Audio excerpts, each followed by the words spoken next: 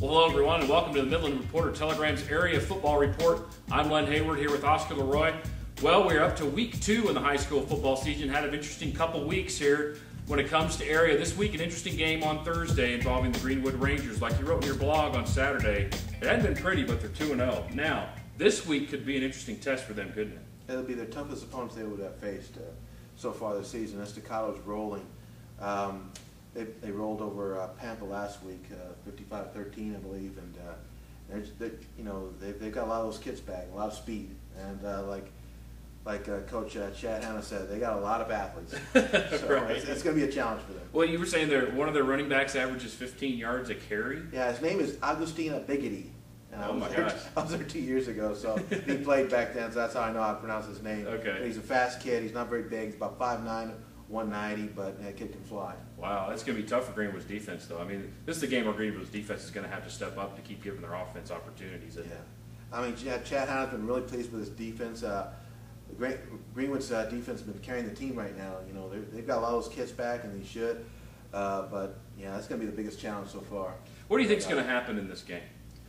Oh, I'm sorry to say this, but Estacado looks like they might continue their rolling. Playing at Lowry Field, they've played Greenwood very tough there in the past few years. So I look for Estacado to win this game. Pretty handily, or do you think Greenwood will hang with them? I think Greenwood will hang with them for a while, but Estacado is just too good right now, and I think they might win 35-17. Cam Williams will still start at quarterback for Greenwood this week. Yes, Caden Hatley is still out probably for another 2 weeks. So Cam is we'll start again. Hannah said he was a little jittery, and that's expected since that was his first varsity start. Right.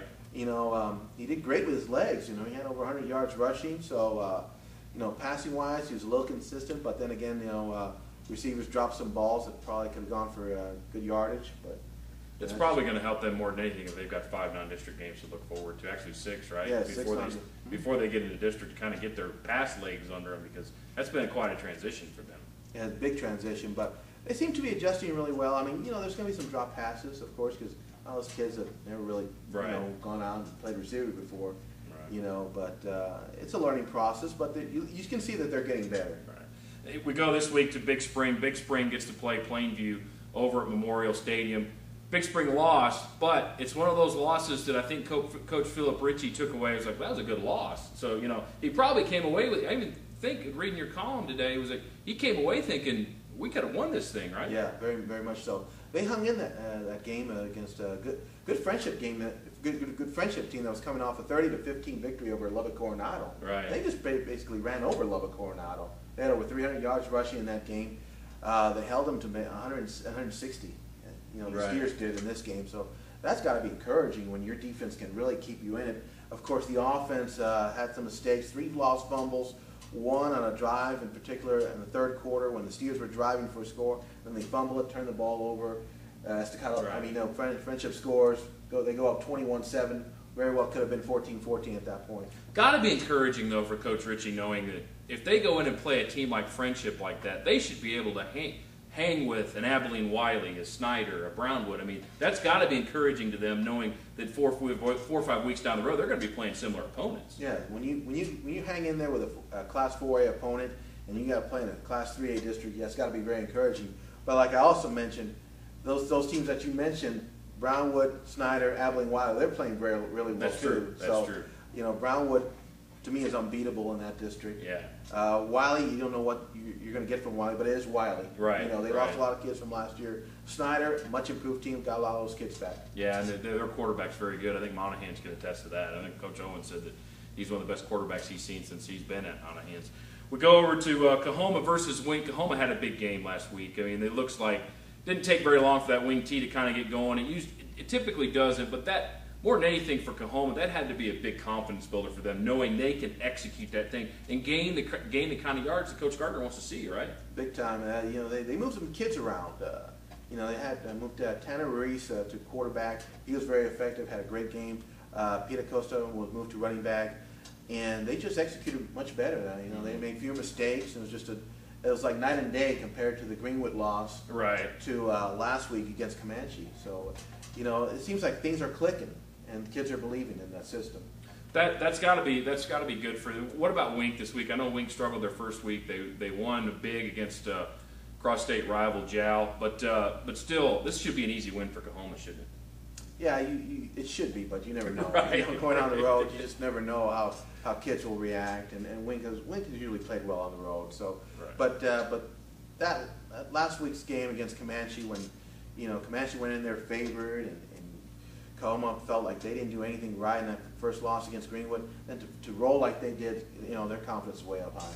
And then finally, the big game, probably the feature game in our area this week, Midland Christian hits the road one more time. Will take on Monahans as part of their gauntlet of a schedule they're facing against Class 3A teams. They faced Snyder 2 weeks ago. They faced a very good Fort Worth Trinity Valley team here in Midland. This week they get Monahans, a team that everybody knows what they're going to do. The question is a matter of stopping them. This game, probably, I think the first year I was here in 04 was, I think, the first or second year they had played. They've been playing pretty much every year since. Talk about how big that is for Coach McClendon to be able to continue scheduling opponents like that, and Monahans continually wanting to play them. Well, I think it's good for both teams because they get to play good programs, and that makes them better. That can only make you better. Playing cupcakes can only do so much for you. It's Right. otherwise known as a glorified scrimmage. Right. But both coaches, they're willing to schedule each other. It fits into their schedule, and they're both quality opponents. It makes each other better in the long run. Mickey Owens said it doesn't matter if they're a private school or who they are. If they're willing to schedule them, they're fine. Right. We'll play it. Right. Because we want to play good teams. And that's the same thing with Coach McClendon. He wants to play good teams to make his team better. I just wish he would figure out a way to schedule Greenwood the first day of ASCO. We'll have to figure that one out. But as far as this game's going to be a hard hitter. Midland Christian's playing well right now. Their defense has been playing pretty good. They've been playing against spread teams. They get to play a wing T team this week. Monahans has been playing very well as well. I mean, this game is going to come down to one lost fumble, a penalty, poor execution, one or two things, right? This could make the difference in this one. And talking to Coach Mickey Owens today, he was very impressed with Midland Christian's offensive line. Very big. Of course, when you look at Bobby Thompson, right? That guy stands out. He's a mammoth compared to some of the kids he's got. Right. And he's got some small running backs, so that's a concern. Byron Sharp won't play this week because of an shoulder injury. So, but he's got quarterback Wade Roark, who's playing really well. Ricky Robledo had a great game, receiving the ball. Of course, he's a leader on the defense. So, this could be a great game. But I think it could come down to can Midland Christian take advantage of its size. Right. I think that's the key. And one thing I do know is that Hunter Redmond is questionable. Tailback is questionable, so that means that Tanner Dobbs will be playing a lot more both ways. Christian William will be playing fullback, and this is being interesting to see Christian against a team like this because he played pretty well against Seminole. He played well last week. He's played well ever since he's been on the field as a freshman. He could be a difference maker, couldn't he, with the way he returns the ball? Sure, he could, but Monahans has seen pretty good athletes. And you mentioned the quarterback for Snyder, Keenan Ward, a great athlete too. Right. I mean, that kid can run and can do a lot of things on the field. So Monahans is used to that. So that could be a real test for both sides. Give me your prediction. I like Midland Christian, a close game, 27-21.